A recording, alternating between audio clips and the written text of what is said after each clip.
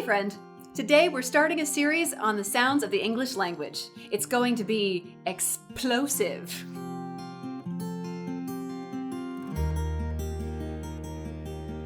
Hi, I'm Kate Glasheen, and if you thought that was lame, I never said I was cool. You can learn more about me at kateglasheen.com, and if you enjoyed today's video, please like and subscribe below. Let's get started.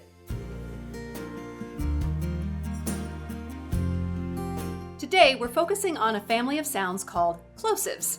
Now, these are often called stop plosives because the flow of air coming up from your lungs is stopped by the two articulators that come together to create the sound and then released in an explosive manner.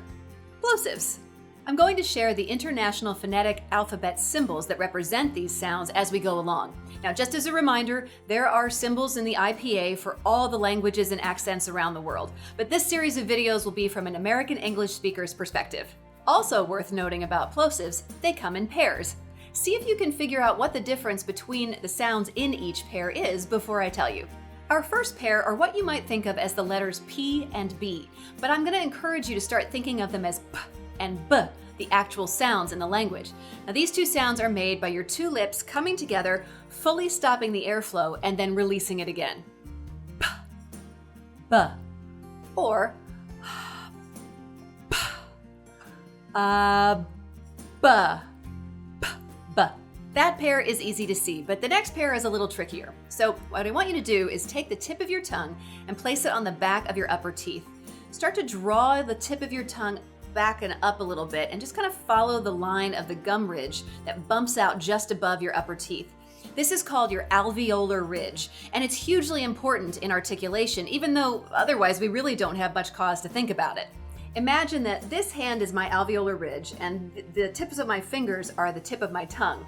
And when you strike the tip of your tongue against the alveolar ridge, t, t, t, d, d, d, you get what we know as the letters T and D, but the sounds of the language are T and D. The final pair is made way in the back of the mouth using the back of the tongue and the soft palate, which is also called the velum. And oddly enough, as far back as it is, this pair is actually easier to see than T and D. K, k, k, g, g, g. So those are the sounds you know as K and G, or K and G. Now, before we go on, have you figured out what the difference between each part of the pair is? If not, go ahead and put your hand on your larynx and make the sounds with me. T, D, K, G, P, B. Hopefully you're noticing that one has some vibration under the hand, where your larynx is, and the other one does not. T, t, k, k, p, p. Those are all the voiceless part of the pairs, and here are the voiced ones. D, d, g, g, b, b. Now that you're aware of exactly how to produce these sounds, you can start to work on your articulation of them. I know I've shared this drill before in a previous video, but it's perfect for working on your plosives, so here it is again. Pubba, tada, kugga, tada, pubba, tada, kugga, tada. So you're just saying each pair in succession, but you're returning to pubba, tada, kugga, tada. You're returning to tada. Yeah?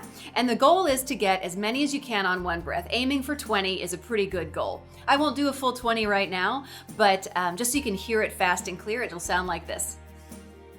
Pubba tada kugga tada, pubba tada kugga tada, pubba tada kugga tada, pubba tada kugga tada, pubba tada kugga tada, pubba tada kugga tada, pubba tada kugga tada, pubba tada kugga tada, pubba tada kugga tada, pubba tada kugga tada, pubba tada kugga tada. That's probably about 10.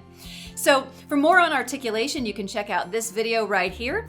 And you can also make practice sentences to work on these, sort of like tongue twisters. And there's a couple of examples of that down in the description.